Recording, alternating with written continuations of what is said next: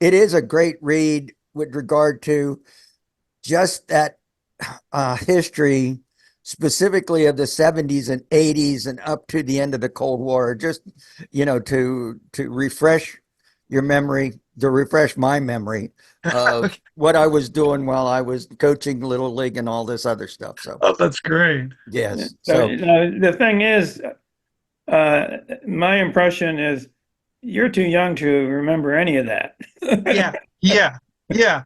And yeah, I can get into more of this, but that was kind of partly what got me interested in Cold War history, and in particularly the late 70s, early 80s.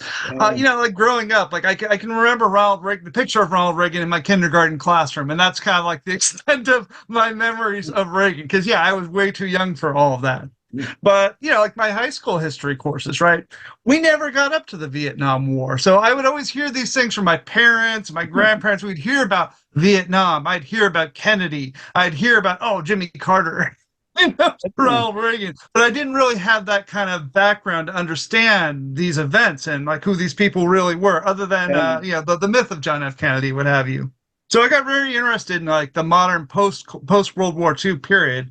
And particularly, I just seemed to kind of stumble on when I was looking for a topic, I ended up getting very interested in this kind of like late Cold War period, the late 70s and into like the early 80s. And I almost like, it was kind of like I almost like by accident stumbled on this anti-nuclear stuff. And I thought it was just fascinating. And I was really interested in kind of how did this movement, how does this pair with all this talk about Reagan and Gorbachev that I was hearing about and that I was reading about? What influence did they have? Did they have any influence? Was the administration as all concerned about a million or so people marching through the streets of New York City with big banners saying, "Hell no, we won't glow"? I thought that was the greatest thing to see, all these images of all this stuff. Yeah. And, it was stuff that, again, I didn't have any exposure to in my history courses.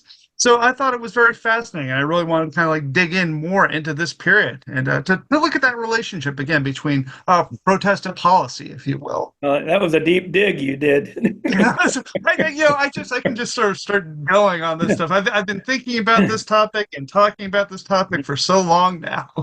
Wow. and so Henry, this is great. So I want you to tell us, a little bit more about the book and about Freeze, Yeah. because I'm reading your book now after skimming it, and it's a fascinating account of the nuclear freeze movement of the 80s, but it's also a great reflection of the national and international political interplay from the 50s to the 80s. So Yeah. just run through the book, and then we'll start hitting questions. It's pretty hard to Yeah. remember. Okay. So if I can just sort of sum up this book briefly, like I was saying, I got interested in this late Cold War period, and so with this book, I really wanted to address some of the big question about what is the relationship between protest and policy.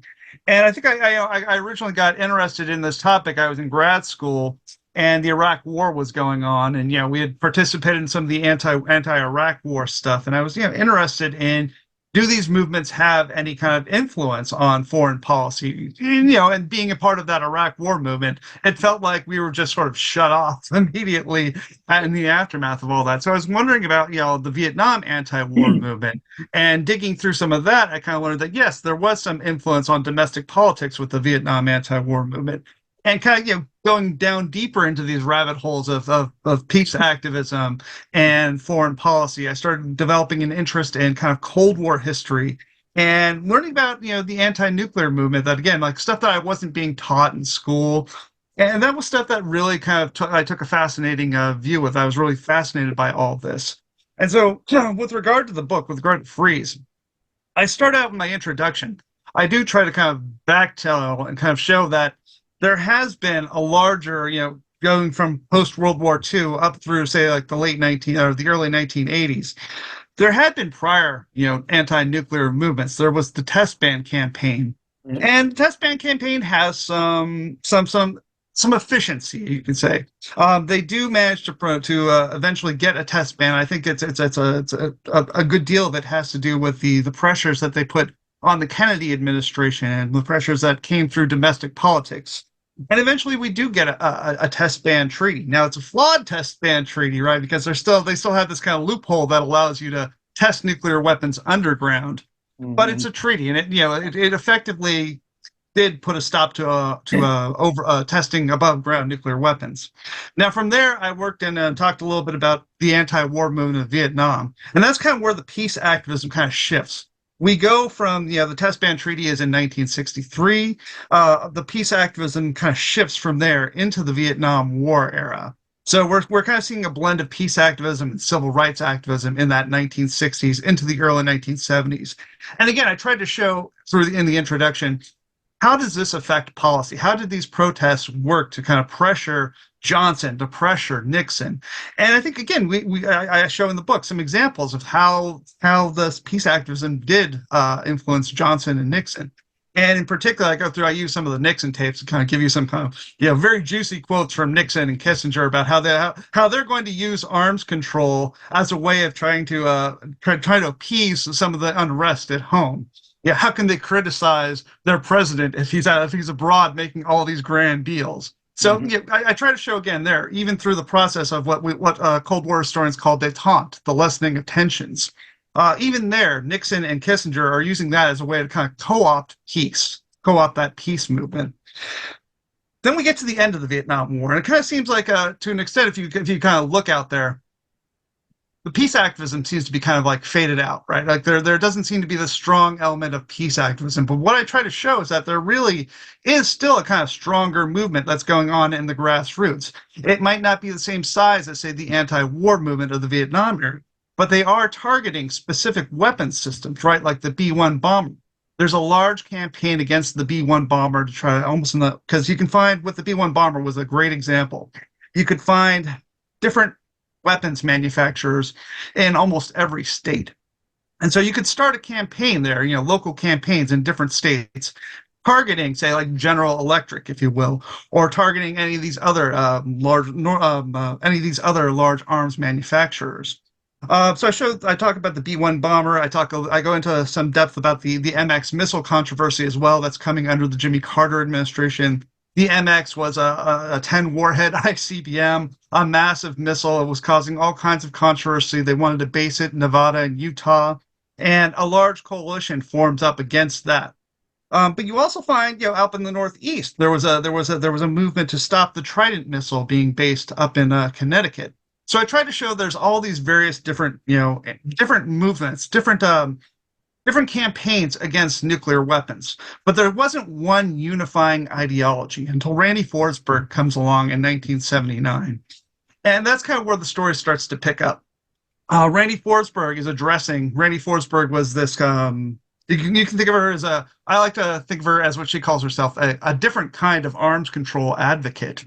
And she's not so much interested in arms control as she is in kind of stopping the arms race. She wants to kind of go beyond just controlling nuclear weapons to eventually finding a way to get rid of all these things. And so she's working as a typist out in Switzerland, actually. And from there, she's typing all these documents up about nuclear weapons and coming to this conclusion that neither side is really interested in stopping this arms race. And she's going to different peace organizations, and she's meeting with them, and she's giving talks. And one of the ideas that keeps circulating was this idea that we should have unilateral disarmament. Because again, this is the wake of the Vietnam War. There's a lot of the United States is the supreme aggressor on the world stage. If we want to have peace in the world, we've got to have unilateral disarmament. The United States needs to kind of unilaterally cut its nuclear weapons back down to size. Well, Randy Forsberg takes that idea and says, well, hey, if you want to go mainstream with this idea, you can't go and advocate for unilateral disarmament because that's not going to be a mainstream idea. But if you took that concept and you made it bilateral, you said both the United States and the Soviet Union need to cut their arsenals. We need to have a freeze, as Forsberg would later call it, freeze on the production of nuclear weapons, freeze on the testing of nuclear weapons, freeze on the development, the testing, the deployment of nuclear weapons. People can understand that. People can grasp their heads around a freeze, because then you're also circumventing some of this kind of nuclear language, as you will, like the language of the nuclear priesthood, where you get into things like arms control talks, SALT, START, MERV, ABM treaties, throw weights. This is stuff that people can kind of, it's hard to kind of wrap your head around, like a throw weight and what's the range of this missile. But if you say freeze, that we want to just freeze the arms race, people can grasp that. People can kind of understand what that is. And And I so, think it really responded to people's feeling at the time that there was this escalation that just had its own momentum and they had no control over it. yeah, And that yeah. was one word to really try to just stop it dead in its tracks. Yeah, and I think it's by and large it's also there's also kind of like a parallel track happening among like the American political institutions and the Cold War that I haven't that I get into this in the book too a little bit. The escalation of the arms race post Vietnam, where again we are seeing this desire that the American right is kind of emerging, and they're saying things like we're behind in the arms race, right? The Soviet Union has built up its ICBMs since the Cuban Missile Crisis, and we have fallen behind in this arms race, and we've got to catch up. We've got to modernize, was the word that these the neocons like to use back then. We've got to modernize our nuclear weapons. We've got to have newer ICBMs. This is again where the INF, the Euro missiles, came into play. The Soviets had developed the SS-20, the medium range, intermediate range nuclear weapon, and we didn't have a weapon. And so this is the logic of the arms race. This is the logic of military Keynesianism, right?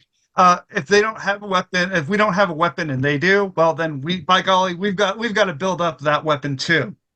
So we would then go into we didn't have this weapon, right? But we're going to build this INF weapon, the Euro missiles, the Pershing twos, and we'll put them in Europe, and that will be our counter to the SS-20s. And of course, this thing is being developed in the late 70s, and it's scheduled to be deployed by 1983. And when you're doing this, you're also causing, again, you're kind of picking up the anti-war movement, the anti-nuclear movement in Europe is kind of blowing up at the scenes at this point in time about putting missiles in their backyard, essentially making them the targets of a nuclear attack, putting them on the front lines. So that's emerging in Europe at the same time as Randy Forsberg is also talking to some of these different organizations. You also have this, as you were saying, this kind of a escalation of the arms race, this escalation of the Cold War.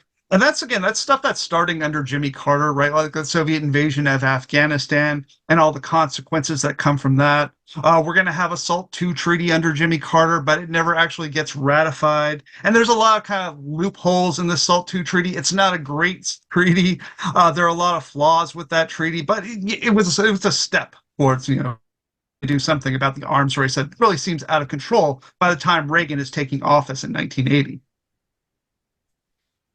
Yeah, and I think Reagan came on so hard with this whole axis of evil and which was scary for people. But and they really were afraid that he was going to push us into Yeah. and so confrontation. Henry, just real quick, you mentioned something called military Keynesianism. Yeah. So tell us a little bit about what that actually means.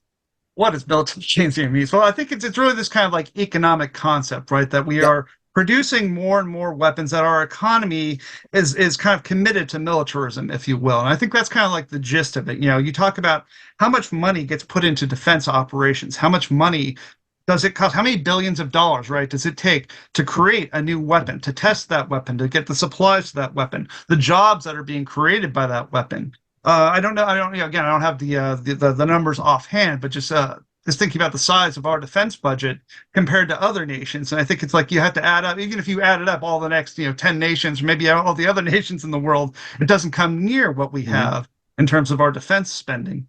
So that's kind of when I talk about military Keynesianism, that's kind of what I mean is this commitment to militarism, whether it's building weapons, whether it's just the spending on all of this. But this is kind of like what the economy is kind of geared towards, militarism. Yeah. So we're suffering under it still. Yeah, absolutely. In fact, maybe worse. So, well, back to what Harvey was talking about as far as Reagan. In your book, you say that the greatest threat of nuclear war happened in 1983. Mhm. So I I was having I think kids. it's So tell me, what did I miss? 1983. So 1983 is probably the closest that we come to nuclear war since the Cuban Missile Crisis of 1962.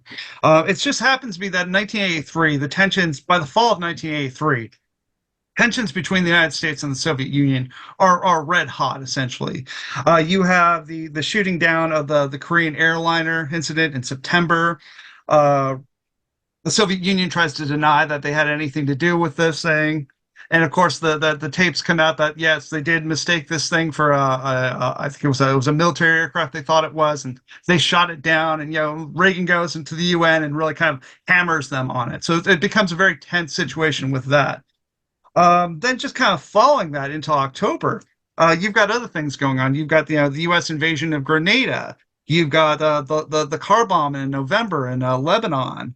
You've got I want to say Stanislav Petrov is coming around this time too, where he's Stanislav Petrov in the Soviet Union is looking at his radar, seeing like an incoming attack or something like this, and decides that no, he's not going to launch under command because he doesn't think it's real. And so maybe the world gets saved there at that moment. So there's a lot of these kind of like moments that are kind of building up. And then in November of 1983, right, we have this military exercise called Able Archer 83. And what's happening in Able Archer is that this is a routine military exercise, but it's coming amidst all of these tensions, right? Amidst the invasion of Grenada, amidst the Cal shoot down. Tensions are very high between the United States and the Soviet Union.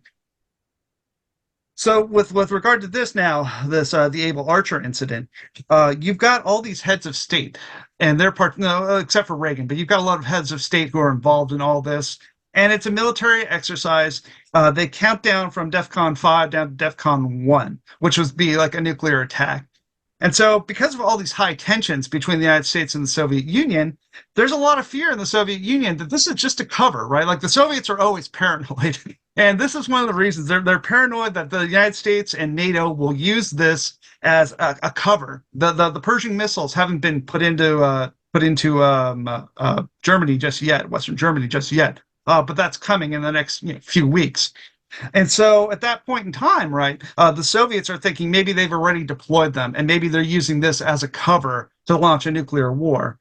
And so there is this idea that, one of the intelligence officers, a spy, getting his name off the top of my head, goes to the Soviets and says to them, no, this is not actually a cover. There's no actual nuclear war coming.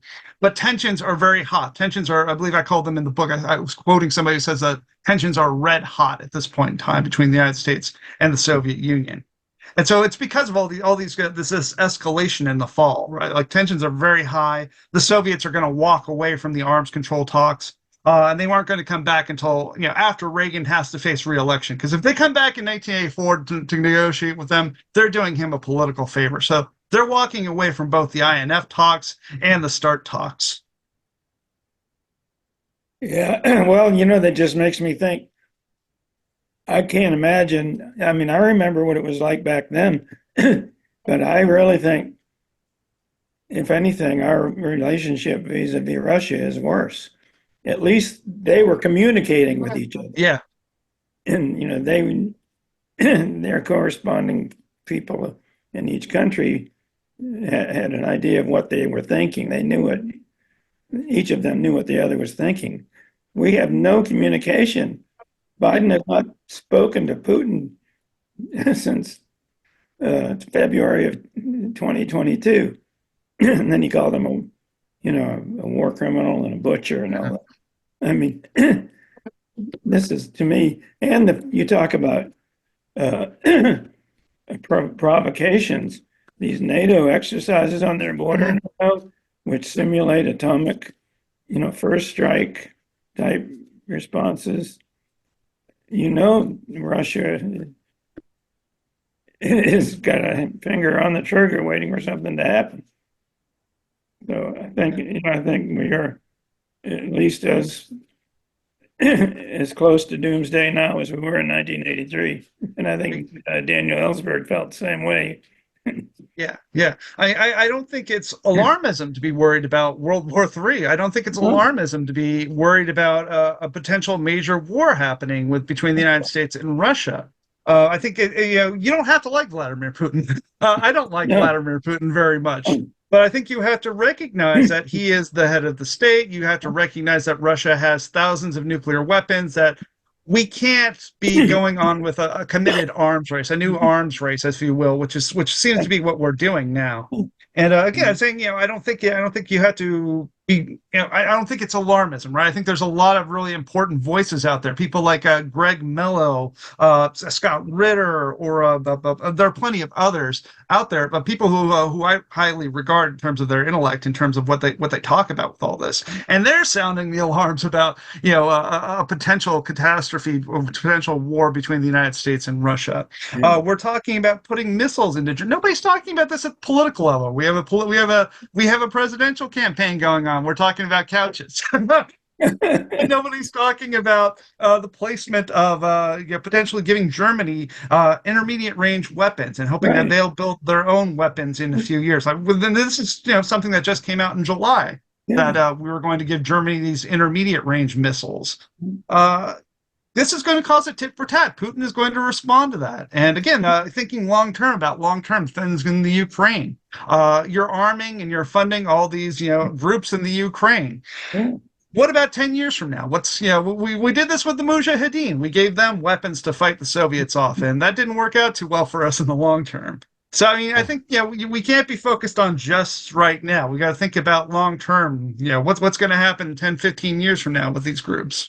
Exactly. So if Right. I could jump back 30 some years to how did the freeze movement really start generating this groundswell that got Yeah. things calmed down? And as you said in the book, as you say in your book, you give the freeze movement a lot of credit for ending the Cold War. Yeah, yeah. I think the freeze movement really does achieve a kind of balance before even Gorbachev comes to the scene. I think you have to credit the freeze movement with pushing Reagan, with pushing the administration to that arms control negotiating table. This is well before Gorbachev even takes over. So let me go back and kind of address go 30 years, 30, 40 or so years back now, the beginnings of that freeze movement let's just take it from when Reagan comes into office. We were talking before about Reagan. We said, Reagan kind of has this kind of extremist approach to him. Yes, sure, some of this stuff did start under Carter, but if you go to Reagan, I forget the author who said this. It might have been David Courtwright. It might have been somebody else. But Reagan kind of rips the bandage off, right? I mean, there's talk about the Soviet Union is the evil empire. We're going to leave it in the dustbin of the ash bin of history. The Soviet Union lies, cheats, steals. So there's lots of anti-Soviet rhetoric coming out of them. But then there's also this kind of like loose talk about, fighting, winning, surviving nuclear war. And the journalist Robert Scheer does an interview. There's this famous interview with one of the members of the Defense Administration. He was kind of like a lower down guy, T.K. Jones. He had a very long title, which I can't remember off the top of my head, but infamously gives Robert Scheer that quote about, with enough shovels to go around, we're all going to make it. Essentially, that we would all just have a shovel, we would dig fallout shelters, and somehow we would survive nuclear war that way. We would rebuild our society just like ants do. And like this, it makes front page of the LA Times with this sort of stuff. And there's plenty. I mean, yeah, you could say he was the extremist of the administration, but it kind of runs through the entire administration. George H.W. Bush on the campaign trail refused to denounce no first use. Reagan also refused to renounce no first use of nuclear weapons. So there was a lot of this, this talk. Reagan even at one point even implies that a nuclear weapon, an ICBM, could be recalled or something like this. And that was one of the difference that you could recall. It was either the ICBM or the SLBM. He said one of these could be recalled after you launched it. So there was a lot of these This was also kind of like part of what's going on, right? You're talking about an escalation of rhetoric aimed at the Soviet Union. Yeah, sure, you could go back and look through like nuclear doctrines and say, oh, sure, this has always been our case that we wanted to fight and win, survive a nuclear war. Why wouldn't you want to build these weapons and then not survive a nuclear war? Sure, but the way it was being presented to the public alongside building these new weapons, these weapons I was talking about before that kind of had their beginnings under Carter and maybe even under Ford. MX, the MX missile, the Triton submarine, the INF weapons. These appear like first strike weapons, not as defensive weapons, but first strike weapons. So you put all this into combination, right? You're kind of stirring the pot here, and I think that's what really kind of helps the nuclear freeze movement out. So I mean, you could always do these historical, analogies and think to yourself, what would happen if Carter had gotten reelected in 1980? Would the freeze movement still be there? I think they would have, but I think maybe things would have been a little bit more calmer. I don't think we would have had the same escalation like we did under Reagan. I think things would have been a little bit more calmer, but I still think you would have had grassroots pressure because that was still building under Carter to begin with. But Reagan, as I said, he kind of rips the bandage right off. And that really kind of sets into motion this nuclear freeze campaign. So these activists are going, in each congressional district, they're starting signature campaigns. They're very good at organizing. These are fantastic organizers. They're building big tent coalitions. You don't have to be a Democrat or a Republican. You can be libertarian. You can be socialist. You can be a liberal, a conservative. It doesn't matter what your political viewpoint is. If we disagree on 9 out of 10 things, right? But we agree on this one issue that we've got to do something so humanity can survive. We've got to stop this arms race. And so freeze is kind of like a rallying call, as I was saying earlier, right? Like you can get behind a freeze. You can understand a freeze. You can comprehend when somebody says, yes, we're going to freeze the arms race. As opposed to saying, well, we're going to cut these so many nuclear weapons at a certain range and a certain throw weight. People kind of get lost in the sauce with all of that stuff. That's going to just fly over anybody who's not a nuclear wonk's head. But you talk about freezing an arms race. People can understand that. The common person who's not engaged in arms control talks, who can't tell you the difference between a MERV and a MERV, will be able to understand and comprehend what a freeze is. So this thing really takes off in the grassroots, as I was saying. We're going to see campaigns in each congressional district. I think ultimately we ended up with 275 different cities that passed nuclear freeze resolutions, calling for a freeze in the testing, the deployment, and the development of nuclear weapons. 275 cities. There was a whole idea that we could put this on midterm ballots in 1982. This freeze resolution, and they did so in 10 different states and the District of Columbia. The only state it didn't pass was Arizona, but it was close in Arizona, so it passes in 9 out of 10 states. It also passed in California, where they elected Pete Wilson as governor. So it has bipartisan support. Pete Wilson, Republican at the time. So California was Republican at the time, voted for a Republican governor, but they still overwhelmingly passed a nuclear freeze resolution. So it has legs to it. It's not just a partisan issue. It's supposed to be bipartisan. It's supposed to be nonpartisan. It's supposed to cross party lines, cross ideological lines. We're committed to surviving here, not playing politics with this thing. But of course, I can go on more into all this as I do in the book, where I get into how it kind of does get absorbed in this whole the swamp of DC. It does kind of get absorbed into these politics, and there are politicians who maybe have the heart of the nuclear freeze in their mind, nuclear freeze in their heart. Maybe like an Ed Markey figure. Then you've got figures like Ted Kennedy. Ted Kennedy's going to get behind a nuclear freeze, and Ted Kennedy is kind of like this double-edged sword. On the one hand, you get Ted Kennedy to back your resolution. You're going to bring a lot of prominent national attention to that resolution. On the other hand, you bring Kennedy into that, and then you're kind of absorbed within that Kennedy campaign. And Kennedy is kind of using this as also kind of like a wedge or a tool for his own political purposes. He's thinking about running possibly in 1984. Remember, he ran in 1980 against Carter. Maybe he might run again in 1984. That's still kind of on the table. So by like 1982, 1983, there's a lot of these placards going on that are saying like Kennedy freeze. So freeze is starting to kind of get associated more and more with the Democratic Party. It's kind of becoming more partisan as it gets involved into the Congress. So so as I was saying, I mean, it really does have, it was designed to be a kind of non-ideological, non-political party, not associated with, say, like the Democrats or the Republicans. And it did cross party lines, but there are ways in which it was slowly getting absorbed into the Democratic Party. Okay, and so there was this huge march. Tell us about the march. Yeah, so Previously, prior to this large march in the United States, there had been large marches in Europe. There had been, big marches in Rome. There had been marches in Berlin, big marches in London. They were protesting, the INF weapons. And so here in the United States, you still had this freeze campaign is emerging, right? Where it's getting into the Congress. It's making allies with, again, like Markey and Kennedy. It's passing all these various freeze resolutions across different cities. These petitions are getting sent into the Reagan White House, and the Reagan White House is kind of being put on the alert about all this.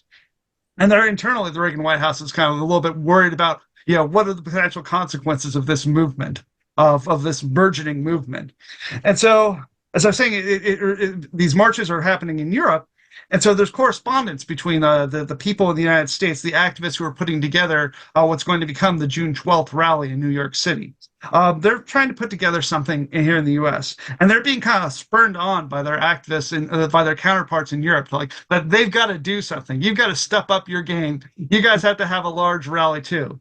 So they put together this, and it's tremendous to think about this, that in a day with no social media, right? There's no social media, no instant communication, other than maybe a phone call.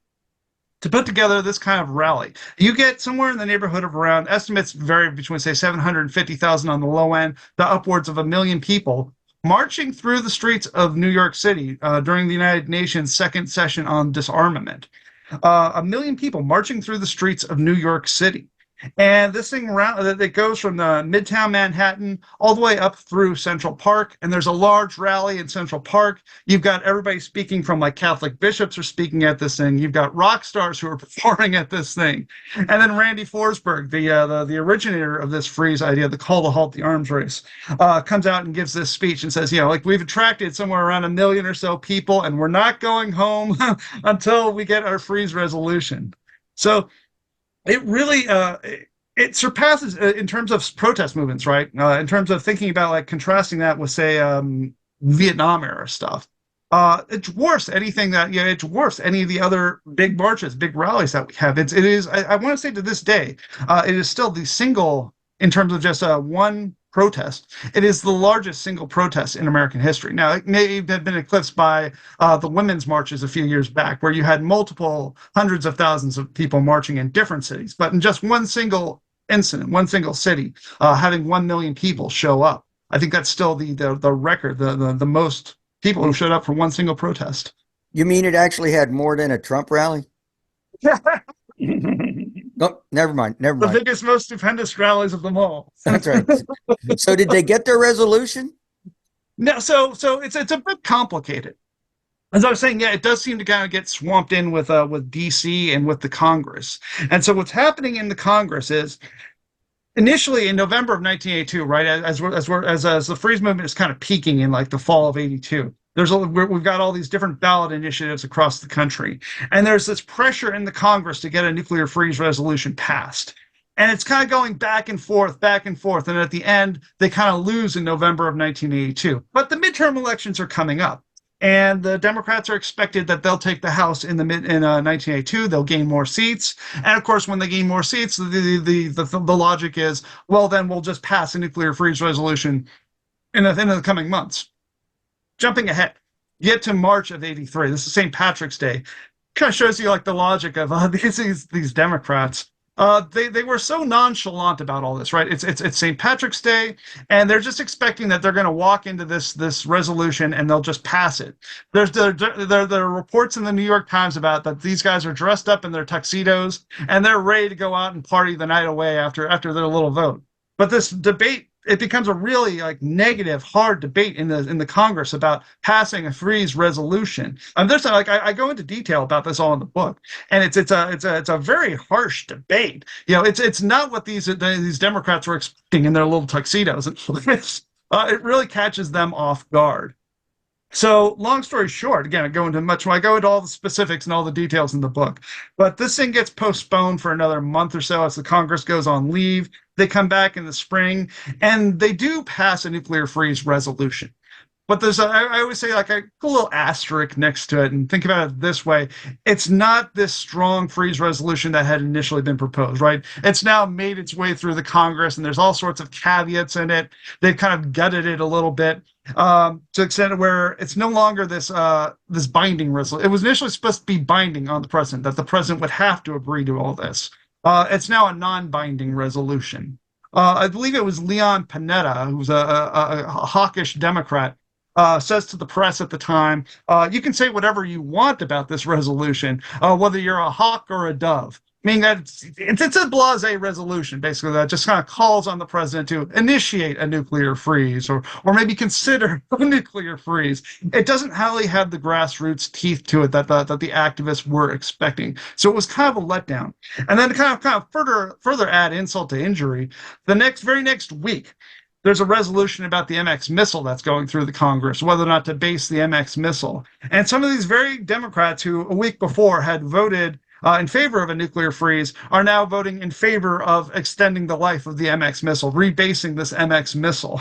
So there were a lot of setbacks in the Congress. Yes, they did pass a nuclear freeze resolution, but you do have to kind of add these little caveats to it. It's more or less like a way of kind of asking the president to meet with the Soviet Union, because he hasn't met with Reagan personally, had not met with any of the leaders of the Soviet Union. It was 9 months into his administration before they even proposed an arms control treaty, the INF treaty, what eventually would become INF. And even when they did propose these things, right, like when they first proposed INF, the zero option they called it, or 0-0, it was really this lopsided, one-sided agreement that you're asking the Soviets to give up an entire class of weapons, and in turn we wouldn't deploy our weapon, which we had yet to build. So it was one-sided. It was one-sided in when we first proposed it. Then you also had to start negotiations a year or so later, and again, these are also kind of one-sided. You're asking the Soviets to kind of take a cut in their ICBMs and the SLBMs. Well, that was their advantage, right? They're the ones who had more ICBMs, more SLBMs, and we wouldn't be taking the same, like the percentage-wise, it wouldn't have worked out. So you really looked at these things as being like one-sided proposals, and proposals that maybe were designed to fail, that were just publicity. Make yourself look good while you're under pressure from all these various anti-nuclear activists who are infiltrating the Congress and putting pressure on the Congress to do something, who are getting into the Catholic bishops, and the Catholic bishops are developing their own pastoral letter on this sort of thing. So the Reagan administration really isn't very serious about arms control in 1982, 1983. They're putting forward proposals that look like they were designed to fail. Yeah. Harvey, what were you doing at the time? And we heard about the freeze movement, and Kathy and I both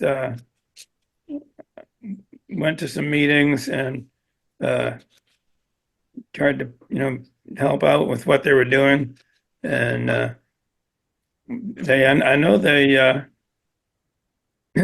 had some good organizers there in Nashville, and they ended up having the national convention for the freeze movement in Nashville in 1985, I believe it was. I don't know if you had that in your book, but it was very interesting. It was William Sloane Coffin, I think, was the I don't know what his title was, but he was seemed to be the lead person for the organization at that point.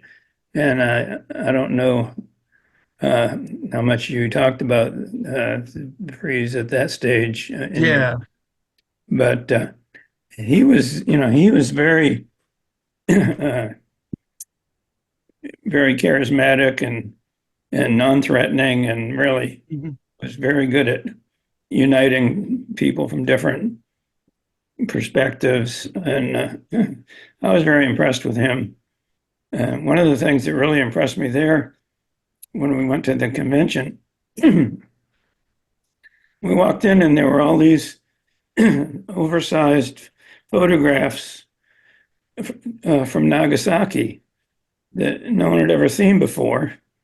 And it turned out that this fellow, Joe O'Donnell, had been in the, I can't remember if it was Army or Marines, but he was the first person on the ground in Nagasaki, the first Western person after the bomb, was just a few weeks. And he took photographs of the people themselves and the devastation. And he had his official camera, and he had his own camera. And every time he took a picture with the official camera, he took the same picture with his own camera. So, because he figured those pictures he was going to be turning in would never see the light of day, and he was right. So, but he was so traumatized by it. Anyway, he had his own roll of film, which he had locked up at home, and he couldn't look at them, couldn't do anything with them. And when this freeze movement came along, and he saw how important that was, he decided when he found out they were going to have the meeting there in Nashville, he got his films, and there was a very good facility there in Nashville for developing these things. And he, just developed all these, almost mural-sized, huge images from Nagasaki that were very powerful. And he spoke also there about his experience there. He did end up dying of leukemia. I don't know if it was directly related to that, but and some of his photographs became really iconic. The most famous one, I think, was a 10-year-old boy with his dead brother on his back waiting at the crematoria. And then, of course, we all remember the day after, and that was before that. That was when we Yeah, were 83. there. But for somehow the country was, maybe it's just the result of the accumulated efforts of all these various groups and coordinating together.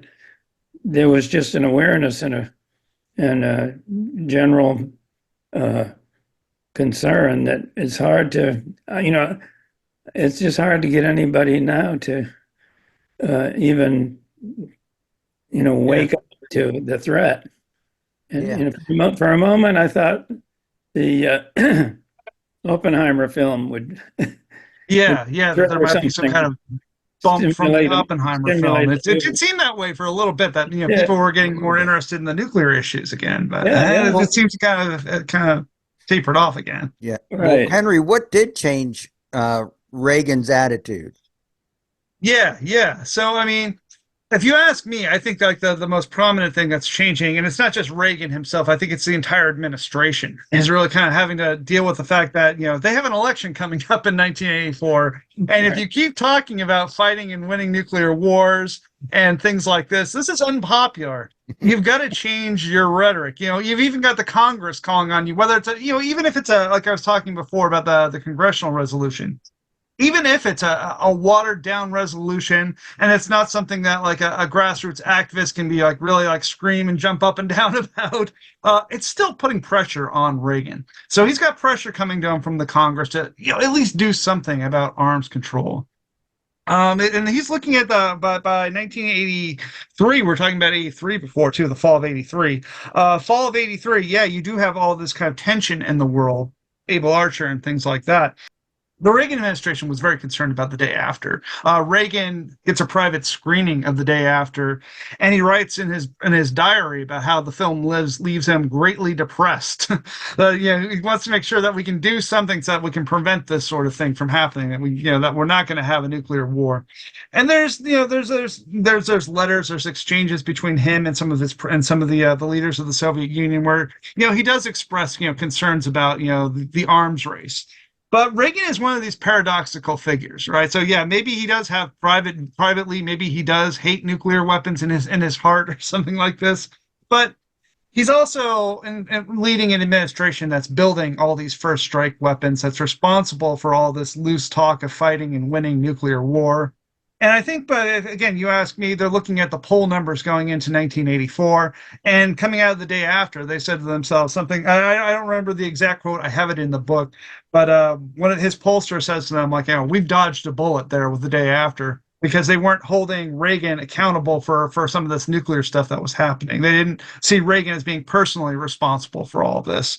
But I think there is a significant change in the way that Reagan is campaigning in 1984. Look, he comes out in January of 1984, and he says a nuclear war is unwinnable. We can't fight a nuclear war. We can't win a nuclear war.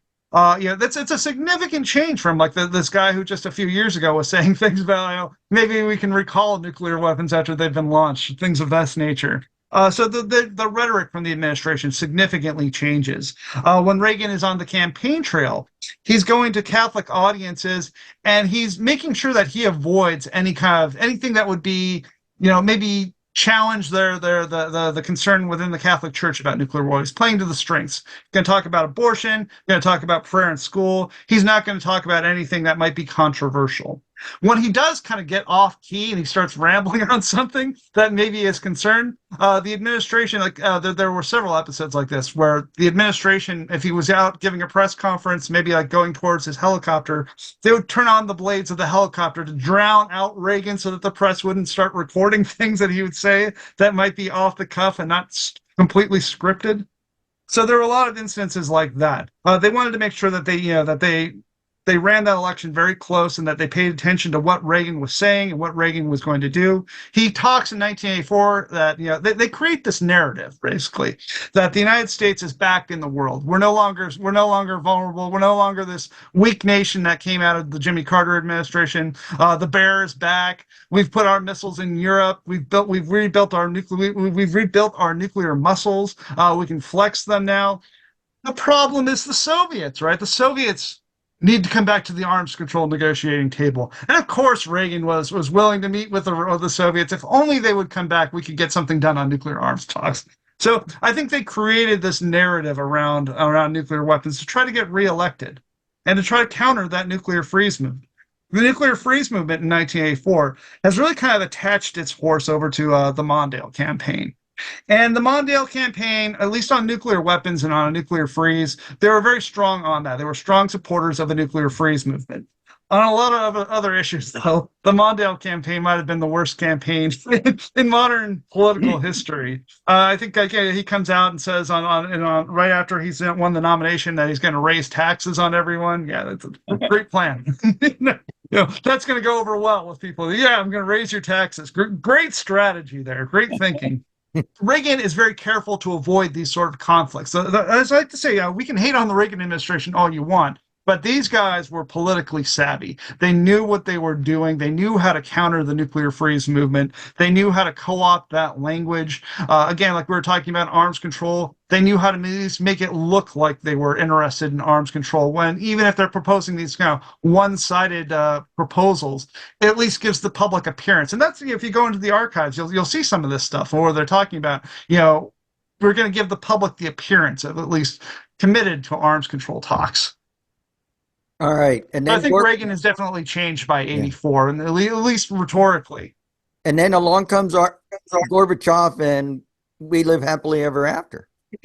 Kind of. I mean, I think Gorbachev is interested in saving the Soviet Union, rescuing what's left of the Soviet Union. And he kind of knows, if you're going to save the Soviet Union, you've got to, we were talking about military Keynesianism before, right? You've got to negotiate with the one thing you've got left that you can bargain over, nuclear weapons. You got to get rid of these things. And Gorbachev, too, has been influenced by the anti-nuclear movement. We know that he was influenced by some of these the peace organizations in Europe, like a European nuclear disarmament. We know there's anecdotal accounts that some of the people who were working under him used to subscribe to like the End magazine, and they would cut out certain passages from like things that they would read in End, and they would then insert those passages into Gorbachev's speeches.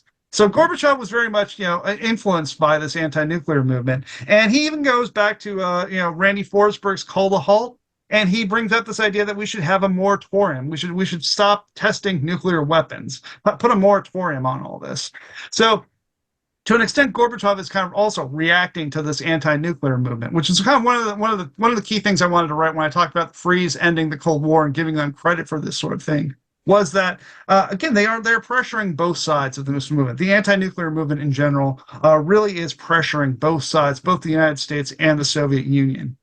And both sides are responding and reacting to it. Neither side ignored this stuff. You couldn't escape this anti-nuclear movement, and I think that's one of the big takeaways from the nuclear freeze movement, from the anti-nuclear movement in general. That when you go out there and you raise these issues, and you get 1 million people to protest in the streets of New York City, you're going to generate some attention from world leaders. They can't ignore these movements. Well, you and Harvey have already jumped ahead a little bit a couple of times, but what's wrong now?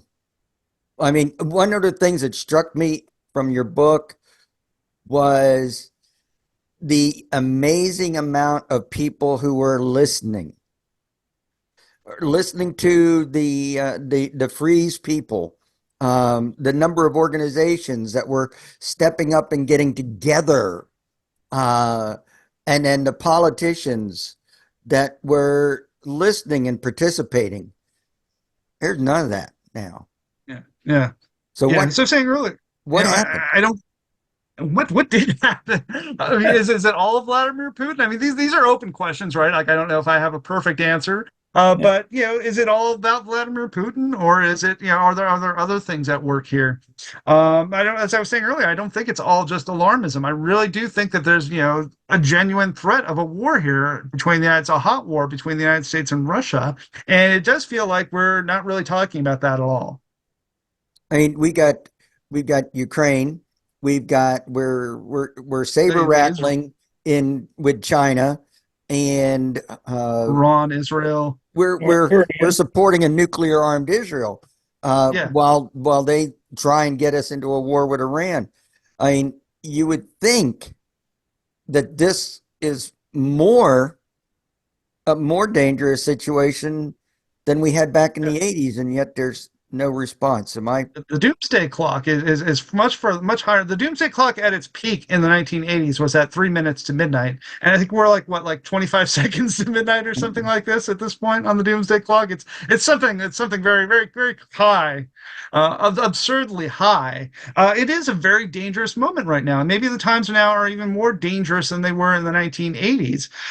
And yet again, where's the anti-war movement? Where's the peace movement? Why aren't we able to organize and connect? And these aren't questions I have great answers to, and they're questions that leave me baffled as well.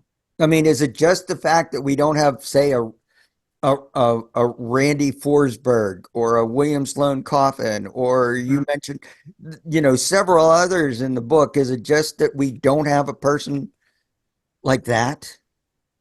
Yeah, are we doomed that if we don't have these type of figures? If we don't have a Gorbachev, if we don't have a Randy Keeler or a Randy Forsberg or any of these others. I mean, so some of the freeze advocates, there are still many who are alive right now. David Wright's still around. I mean, there are plenty of peace activists who are still out there. There's great organizations too, like ICAN, International Campaign to Abolish Nuclear Weapons. But why aren't they making more headwinds? I know that's an open question. That's not a question I have, a perfect answer for you on. Yeah. But it seems like these organizations are all focused on their particular segment of the problem, back from the brink, ICAN.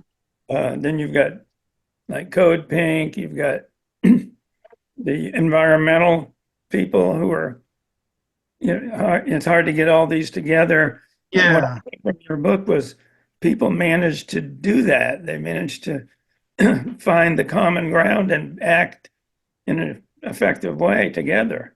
And that was something that they were doing. That these anti-nuclear movements have been very successful about doing this sort of thing. I'm currently doing some work on the MX missile controversy, and one of the things that jumps out at me as I'm looking through some of the papers of these activists was that they were very good about building large coalitions. Again, you have environmentalists working alongside libertarians to try to stop the deployment of this missile. You've got Catholics and Protestants working together. You've got the Mormon Church that comes into this because they don't want this missile built in Utah.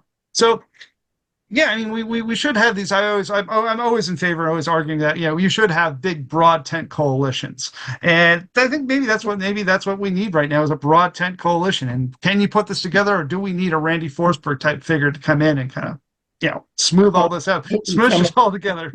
Some of the brief reviews of your book, and they said that one of your messages was that the importance of appealing to moral values in partnership with religious communities.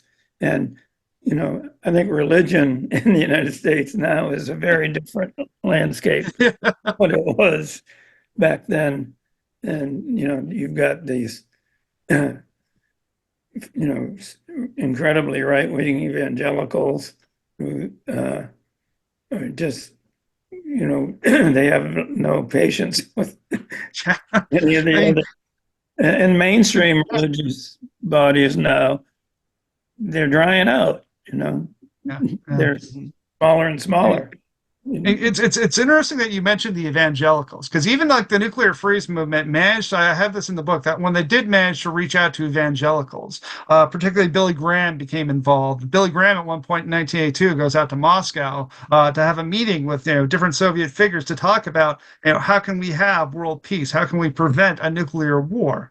And you had evangelicals, even people who were part of Reagan's evangelical line, they ended up going and supporting a nuclear freeze movement or a nuclear freeze. Now, of course, you had people like Jerry Falwell who are out there. And, Jerry Falwell has no sympathy for the nuclear freeze movement, obviously. And there are definitely those types. But the nuclear freeze was able to make inroads into the evangelical community, too. So, again, like I think it really goes back to that idea that, nuclear war and being not being, put it this way, we shouldn't be alarmist about this thing. This is a very real possibility, and that we do need to have big, broad coalitions, and that it shouldn't be a partisan thing, right? It shouldn't be that I'm a Democrat, so I'm supporting a nuclear freeze, or if it's a Republican out there who's supporting arms control, I can't get behind them because a Republican can't do anything good. We've got to set aside this culture war stuff, and we've got to set aside our grievances. Mm-hmm. And we've got to generally be worried about a real possibility that there could be a war between the United States and the Soviet Union.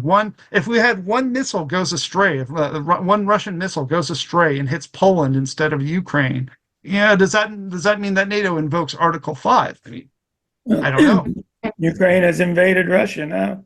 Yeah. So and they've used U.S. weapons, and it's just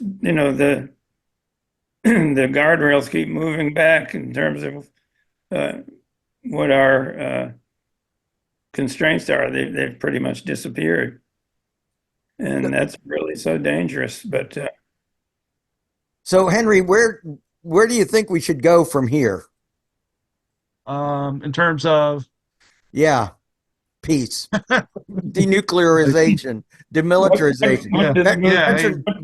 Veterans for Peace has got us. We've got our conference. That's essentially kind of like what I wanted to get at with this book too, was to just start a conversation about how do we eliminate these weapons and what can we do about it. I mean, what seemed to have happened in the 1984 election, at least, was that a lot of people came out and just kind of threw their hands up and said, there's really not much that we can do about nuclear weapons. Reagan's on the ballot. I'm looking at my wallet and I'm just going to vote that way. And I think, in today's world, what can we do? I mean, maybe there are steps that, there are steps that we could take to try to at least, maybe not totally eliminate them overnight, but, reasonable steps that you could take to maybe make this less dangerous a threat. Maybe you could, again, like things that Daniel Ellsberg used to talk about, the abolition of ICBMs, instead of building this Sentinel ICBM, which again, we talked about military Keynesianism before and the connection there with the labs and how many people will be employed with the development of these warheads and these pits out in the Los Alamos. What if instead of building that weapon, you put that money towards, social things in this country, building up the roads and things like that?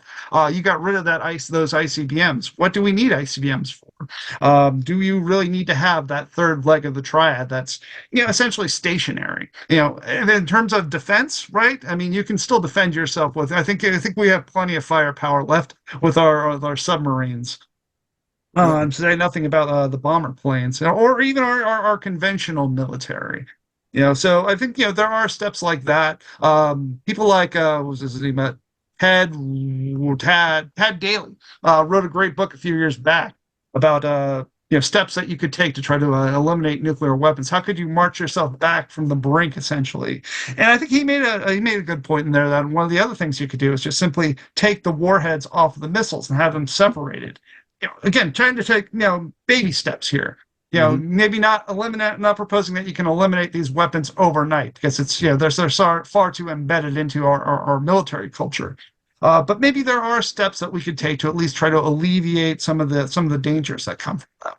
And again, maybe citizens can do stuff. You look at the nuclear freeze movement. Again, they put ballot questions on a ballot. They organized in each community to put a question on the ballot about nuclear weapons. And can we freeze? Are we going to agree to a freeze? Propose that the president approve a freeze in the arms race with the Soviet Union, a bilateral freeze. Put that on the ballot. Get people to go out to the town halls and discuss these sort of things. I think I think that's a good strategy. I think that's something that could still work. As I was saying, they're very good at organizing. They had unique things. They would go out to the beach and they would sell what they called the freeze-sicle. Basically, it's a popsicle, right? But you call it a freeze-sicle, and you get people to sign your petition that way. You give $1 to buy a freeze-sicle, and you get yourself a little popsicle, and the money goes to the campaign, and maybe you sign a petition that way. Nice. So I think these people who did the freeze campaign, they were fantastic organizers. And we need more good ideas like that. So what you're saying is, we did it once, we can do it again. I think so. Yeah. All right. Very, very good. I just worry that there doesn't seem to be the angst, the nuclear angst in the public like there was before, even though Harvey and I and the members of Veterans for Peace and Code Pink see a nuclear angst, right on the horizon. So, I guess it's just all a matter of education, but I don't know. Does it take another Reagan-like figure to come out and scare the bejesus out of everyone? or I mean, does Trump not do that enough? I think we have that covered. Yeah. Maybe. But so, well, anyway, we've kept you for a little over an hour. And is there anything you want to say about the book? Oh, I know. We need to make sure that people know how to get your book and how to follow you. Sure. Well, Amazon has been out of stock on this book for, I don't know, maybe 2 months, and I don't know if that's a good thing or a bad thing. Personally, I would prefer if they kept it in stock and it continually went out of stock. That would be a great thing. But I think you can still get it through them. But if you go through, and I'll email you guys this, maybe you guys can put this on their website or something. But you can get it through Cornell University Press. And if you go through Cornell University Press, I can give you guys a code for there you go. You can get the book for 30% off through Cornell University Press. And there are ways to library. I'm not really active on Twitter much, but I am out there, and people can always direct message me. I'm there. I'm on Blue Sky as well. I'm on various social medias. You can find me henrymaar.com, MAAR.com. I'm an easy person to find out, to reach out to, and I'm always happy to answer emails and to talk to people. Excellent. Harvey, any final words? I was just going to say, my wife's a librarian.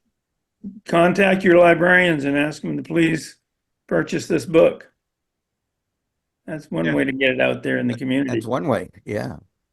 So, Henry, any last words you want to say before we let you go? Let's first say that, I think in terms of organizing and thinking about these things, I don't think we should wait for the next Gorbachev to show up. I think we should, take these measures into our own hands and try to force these politicians to address these questions.